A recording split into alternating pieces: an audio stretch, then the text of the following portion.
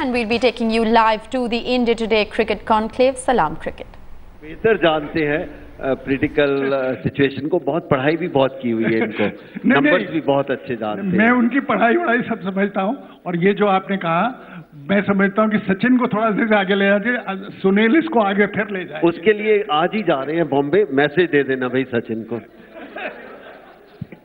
Number है, सचिन का number है। सचिन का नंबर है आपके पास? मेरे पास है नहीं सचिन का नंबर। चलिए हम इस चर्चा को यहाँ पर खत्म करते हैं, लेकिन आप सबसे गुजारिश है कि आप यहाँ पर रहें, क्योंकि हमारे साथ विक्रम साठे हैं जो कि सुबह से एक सिली पॉइंट हमें बता रहे हैं। एक सिली पॉइंट नहीं, कई पॉइंट्स हो चुके हैं अभी तक, लेकिन देखिए आपके सामने ये क्या करने वाले हैं।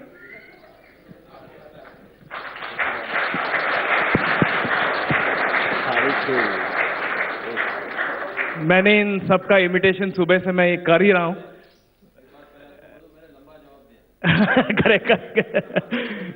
करेक्ट नहीं तो, but as a tribute to all the people on stage, first Inzi भाई। So Inzamam, it's a good wicket out here. I thought you played some quality cricket. लड़के काफी मेहनत कर रहे, लड़के डिसहार्ट नहीं हुए, काफी अच्छी बैटिंग कर रहे, बॉलिंग कर रहे, फील्डिंग कर रहे, बहुत अच्छी बैटिंग कर रहे हैं। Then Inzamam's batting style.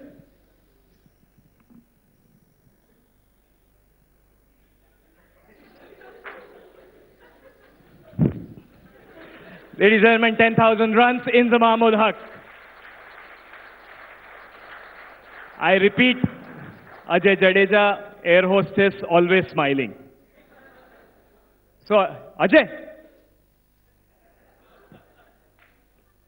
And then the throw. That's Jadeja for you. Amir Sohail, I can't do very well. Azruddin. And then, so also important game, what is your strategy? I mean, the boys play right play game, that's not important. Ladies and gentlemen, Mohammad Azruddin. I had the opportunity to work with Mr. Gavaskar. So Mr. Gavaskar I've been imitating for the last 20 years. I started with Sachin Tendulkar's voice and Sunil Gavaskar's walk. Here's Sunil Gavaskar taking on the mighty West Indian fast bowlers, coming and taking strike.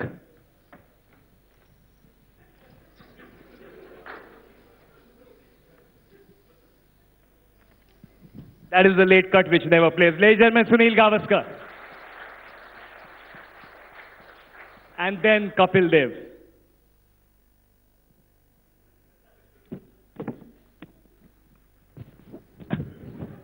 That's Kapil Dev, one of the finest bowlers.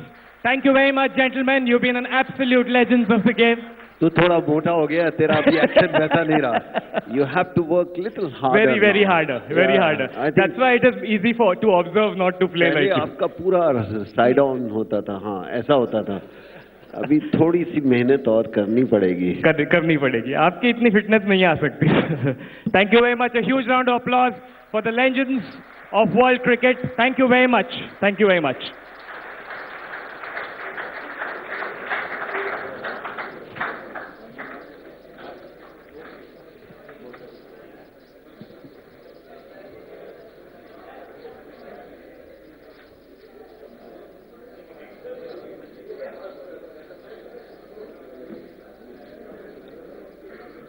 I would request everybody to please come for cocktails, after which we have our last session of the day.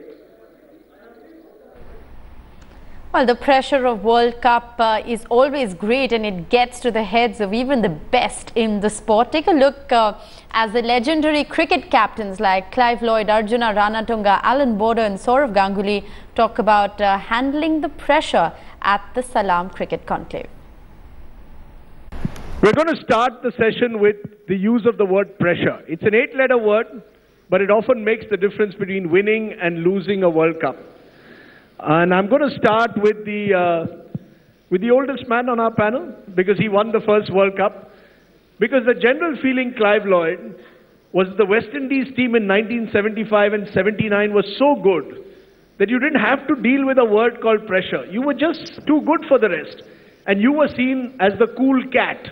That's how you were called. They called you the cool cat. Were you as cool as the world believes you were? Well, talking about pressure, we had a lot of pressure in the last couple of weeks here, actually. But I think in 1975 we weren't the top dogs, and I think Australia was a better team. They were the better team, and people probably thought they would be, the winners of the trophy. But I think we gelled together in the sense that most of our players, we started here under my captaincy, and that's why I have a sort of great affinity with India. And we gelled together rather quickly. And a lot of our players played county cricket, and they got accustomed to playing one day cricket. So really, we weren't that bad a side, but we weren't the #1 side. So the pressure was on, and I think the game that really brought it home is when we played Pakistan, and we needed 65 to win, 14 overs to go, and the last pair in. So if you talk about pressure, that was pressure. Likewise, Alan Border, winning that World Cup in India in 1987. It was a tough time for Australian cricket. You hadn't won anything for a very long time. You hadn't won a World Cup, and you were struggling as a team, and yet you come to India and pull off a remarkable win. What is it that takes one team to win a World Cup? Is it about who handles the pressure, or is it simply about who's the best on that given day? There's no doubt there's a unique pressure involved in playing in a World Cup. Because it only comes around every 4 years. It's growing in stature. Every World Cup that's been is getting bigger and bigger. So there's different pressures that come with playing in a World Cup, because as a player, you might only ever play in one World Cup. So it's and that one chance to show your skills and play in such a big tournament. So when I think back to 1987, we were very much an underdog team, very young side. A very young Stephen Waugh was in that group that we brought to India. We were a bit fortunate in that a lot of the players that played in the 1987 World Cup had toured India in 1986. So we were a little bit accustomed to the conditions that we were going to face in 1987. And we were quite fortunate in that year in that we sailed under the radar a fair bit because of a very young side, unfancied. And the thing that I do remember very strongly is we had a very good preparation. We were in Chennai for about a week, 10 days before the first match. Our first 2 matches were in Chennai. So we were able to get accustomed to the conditions pretty quickly. And we had a fantastic first game against the hosts, India, where it was a 1-run victory. And the momentum just built from there. Actually, Arjuna Ranatunga, you were the first captain to win a World Cup, in a sense, in the host country, because Sri Lanka was one of the co-hosts of the 1996 World Cup. And as Alan Border says, pressure is probably the greatest on the host country, which is why host countries often find it difficult to win a World Cup. India won it, of course, in 2011. Was there greater pressure on you because you were playing in the subcontinent? Or were you just happy that you were playing the final in Pakistan and not in Colombo? I think we were the underdogs when we started the tournament. No one expected us to win a tournament, and take from 1975, not a single time we could qualify for the second round, not even the semis or the finals.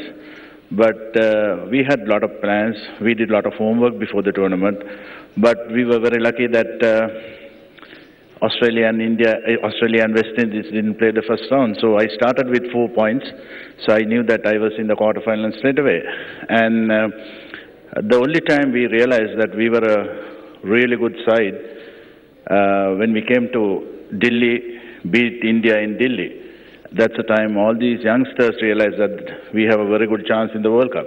No, because whenever anyone saw Arjuna Ranatunga on the field, you seemed very relaxed. It almost seemed that you were, on a Sri Lankan beach at times. You never seemed agitated. I never saw you getting agitated once or twice, maybe on a cricket field. I think you should ask that question from my colleagues. They will give a different answer, but I always wanted to keep cool. I never put pressure on the other cricketers. I always absorb pressure. Your body language was very different to Arjuna Ranatunga. Arjuna Ranatunga always looked very cool on a cricket field, and Saurav Ganguly from time to time always looked agitated on a cricket field. Was that pressure getting to you, or was it simply the way you were? What is this word pressure? What does it really mean? You spoke about body language and quite different from Arjuna.